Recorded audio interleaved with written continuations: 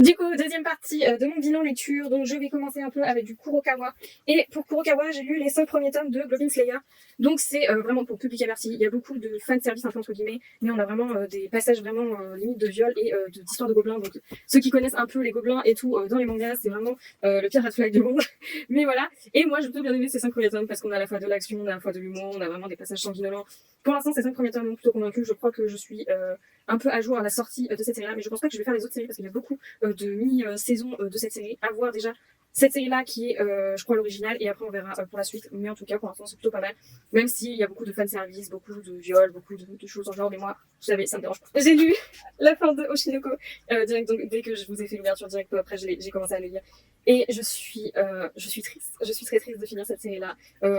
Je m'étais fait spoil de la fin, ça c'était pas choquant, mais de le lire ça m'a quand même mis la petite larme à l'œil, surtout pour Kana qui est un personnage que j'affectionne énormément, et ça m'a un peu attristée pour elle, mais à la fois je trouve que cette fin est quand même incroyable, qu'elle nous remet la tête à l'envers. Enfin, on s'attendait à un drame, on s'attendait à des mensonges, des trahisons, de la vengeance, et franchement Oshinoko ça a été vraiment que ça, et à la fois on a un peu cette histoire de idol, de brillance. Enfin, voilà, j'ai énormément aimé, et j'hésite peut-être à relire tout d'une traite pour vraiment voir si j'ai pas manqué des infos qui pourraient être intéressantes. J'ai lu un tome de chez Mao, je crois que c'est je crois que c'est une des seules séries que j'ai chez eux. Et c'est la voyageuse de 1934. Je savais pas trop à quoi m'attendre, je l'ai trouvé pas trop cher sur Vinted, donc en vrai je me suis dit pourquoi pas, je voyais des bons avis sur cette série. Et j'ai plutôt bien aimé. C'était une série vraiment assez chill, assez tranquille. Vraiment, ça passait très bien, et franchement c'était vraiment sympa. Je dirais pas que j'ai adoré, mais j'ai aimé beaucoup ces petits liens qu'il y avait entre le personnage et les autres personnages. Et puis à la fois, on avait quand même des sentiments, on a vraiment une évolution des personnages, on a vraiment un soutien, et ça c'était vraiment sympa. On va passer chez Akata.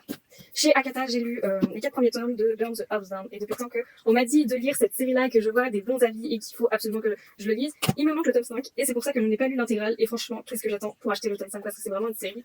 Au début, j'étais sceptique, j'avais peur d'avoir quelque chose d'assez redondant sur le premier tome. Je me suis dit, bon, pourquoi il y a autant de polémiques sur cette série-là, et la suite. Mais franchement, c'est incroyable. Les remaniements de situation, les cachotteries, la colère qu'il peut avoir. Enfin, j'ai vraiment hâte de voir comment ça va se finir, vraiment.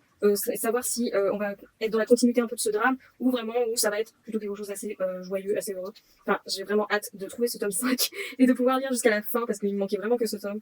Et je vous en dirai un peu plus en détail quand j'aurai tout lu. Chez Kana, j'ai lu qu'une série, et c'est Sakura Saku. Je sais que cette série-là fait un peu débat, parce que y en a qui aiment bien, il y en a qui n'aiment pas. Personnellement, j'ai lu Love Be Love Be Life, j'ai pas trop accroché, j'ai bien aimé, mais vraiment sans plus. J'ai beaucoup aimé Blue Spoon Ride, et j'ai beaucoup aimé Sakura Saku. Pour l'instant, sur ces 5 premiers tomes, donc là j'ai lu le 4-5, j'ai plutôt bien aimé. C'était pas non plus quelque chose d'incroyable, parce qu'on sait à quoi s'attendre avec elle. Mais en vrai, de tout ce que j'ai pu lire, pour l'instant, Sakura Saku et Blue Spoon Ride restent mes préférés. Mais à voir la suite, parce qu'apparemment la suite est un peu bizarre, donc à voir. Mais en vrai, pour l'instant, c'est plutôt sympa.